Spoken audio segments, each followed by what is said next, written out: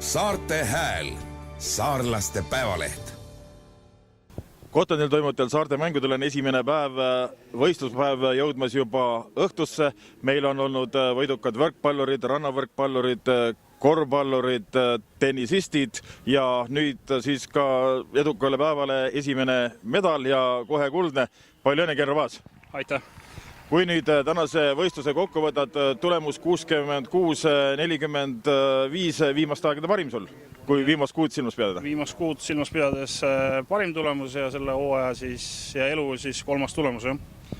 Kuidas tänase võistluse kokku võtad? Ei olnud kõige suutsam pisut tuuline ja jahe või see sobis?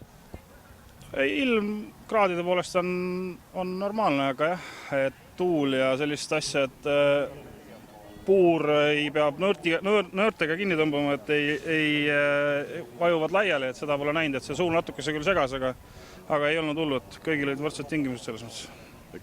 Sul oli konkurents ainult ühe mehega, see on legendaarne Andy Frost. Vaatasin, teie läbisaamine omavahel oli päris hea, ergutasite teineteist kordamööda. Võistlus toimus ehtsas saartemängude vaimus. Absoluutselt ja heitsime ka ühtede samade vasaratega kordamööda, et siis oleks kõik nagu õige ja aus. No Andy on lennutanud üle 70 meetri vasara. Nägid võimalust temale vastu saada täna? Eks me olime üksteise tegemistega kursis, et tema teadis, et mul on pea 68 maas ja temal oli sellest hooajast 65 maas, et me üksteise seisuse enam-vähem teadsime ja suhtlesime ka täna hommikul juba ja et me olime üksteise tegemistega hästi kursis. Gotlandil see medal ja sul viimaseks? Loodame. Mis alad veel?